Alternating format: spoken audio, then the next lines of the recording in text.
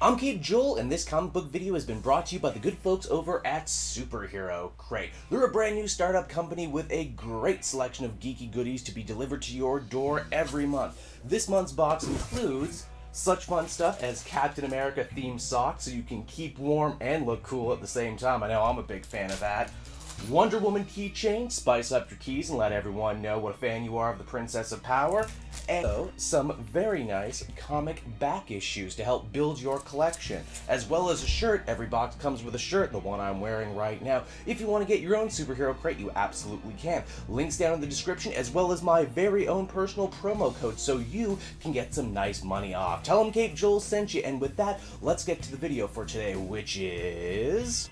we're taking a closer look at Deadpool issue number 34. What lengths will Wade Wilson go to protect his daughter in a world gone mad and ruled over by Hydra? Well, let's hop on in together and find out. Alrighty then, so as we check on in with the issue, we get to see the Hydra commander, essentially Deadpool's boss when he's not reporting directly to Captain America. This Cobra commander fashion victim is getting really upset with Deadpool's work ethic recently. He's essentially hitting upon the idea that I hit on in the previous video wherein I said it seems like Deadpool's Oscar Schindlering them. You know, just doing the bare essentials to make it look like he's helping out with the war effort when in reality he's actually undermining them from the inside out by bringing them only D-list villains and heroes. And speaking of D-list villains, Deadpool's newest acquisition would seem to be none other than the Trapster, aka Pastepot Pete, aka one of the most D-list villains Marvel has to offer. Hydra Commander desperately wants Deadpool to turn around and go catch Maria Hill, who apparently has been blowing up Hydra recruitment